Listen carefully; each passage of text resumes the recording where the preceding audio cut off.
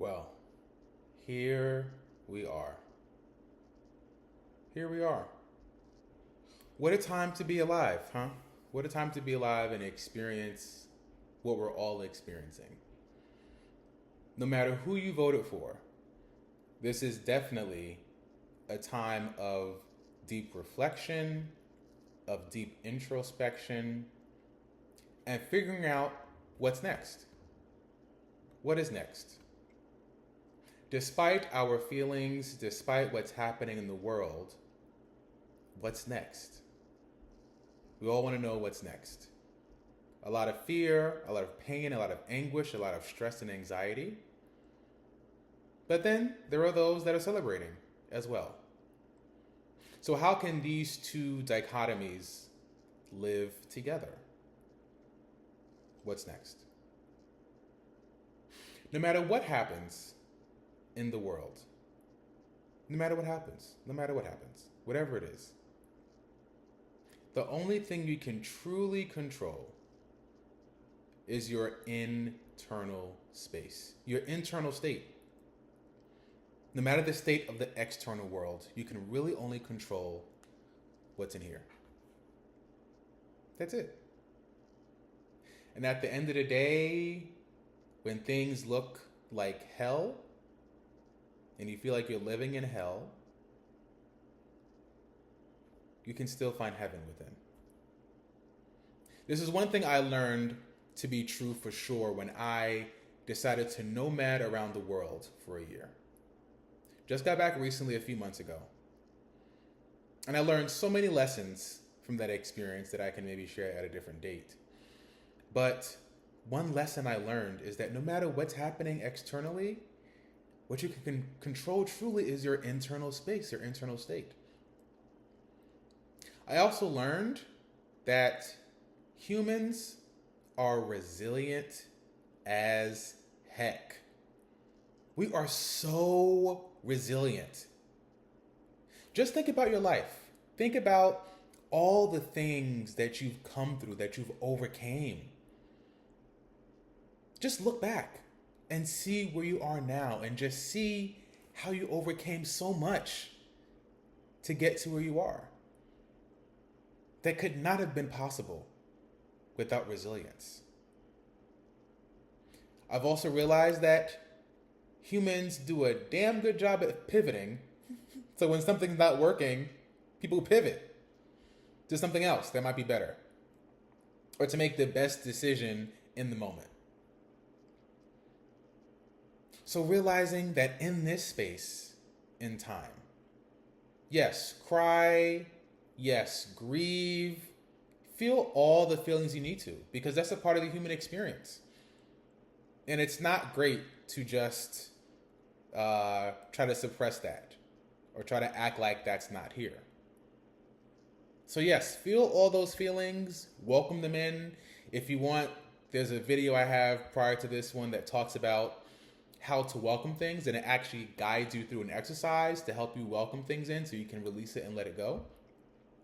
But it's important for you to feel those feelings and know that it's valid and it's okay. And you have permission. You have permission to feel how you feel. I'll say it again. You have permission to feel how you feel. You do. So embrace those feelings. Do what you have to do to let it out. But then at a certain point, realizing that life continues. And again, things are always going to happen externally. So how can you tap into your internal state and find the resilience, find the peace, find the balance, find the ability to pivot when needed so that you can be well? I know we have a very long road ahead of us. Long road, the hard road, for sure. I'm not saying it's going to be all wonderful, peaches and cream, rainbows. Times are going to get angry, upset, disbelief. But just know that there is a resilience inside of you. There's a power inside of you that no matter what's happening, you can control you. And you have to.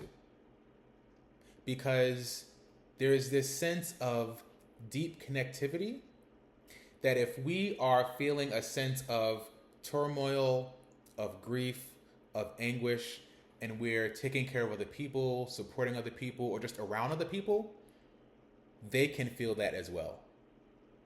So it's important for us to make sure that our light is bright so that we can help brighten the lives of others around us as well. So this message here today is a message of hope. It's a message of realizing that you have a deep internal power that will keep propelling you and your family and your loved ones forward. Things are not over, things are not done. There's going to be a lot of fighting that's going to be happening coming up. And maybe you'll be a part of the fight. But what I do know is that perhaps you've been put in this place, in this situation, on earth for this specific time to help move humanity forward. That perhaps this is a part of your purpose. This is a part of your destiny. To help keep moving the needle forward towards greatness, towards healing, towards peace. And knowing that sometimes in order for us to get there, in the same way, if you're going to fast or go on a diet, it's like, oh, I'm so hungry. Oh, I feel hunger pains. Oh, it hurts. Oh, I'm so uncomfortable. It's not great. But sometimes you might go to the bathroom a lot, to release things. And it's like, oh, so uncomfortable. But realizing after a certain time, a certain period, it's like, oh, wow, now I feel lighter. Oh, I feel, I don't know, just more balanced now. I feel cleaner. I feel better. Realizing that sometimes SHIT has to happen in order for there to be lightness, in order for there to be light. Sometimes we need to go through that SHIT so that we can achieve the light. There's a scripture in the Bible, it's sometimes mistranslated, because there's a song that mentions Jesus, the light of the world. And whether you're religious or not, it doesn't matter. But the song says Jesus is the light of the world. But the scripture actually says you are the light of the world. You. Like you, the person, the being. You are the light of the world. So continue to move forward. Continue to be the light that you are. And again, your feelings are valid. And it's okay to not be okay. But at a certain point, once all those things are out and done, it's going to be time to fight. It's going to be time to be resilient more than ever. And it's going to be time to increase and enhance and brighten and upgrade your light more than ever. We are going to be okay. Take care.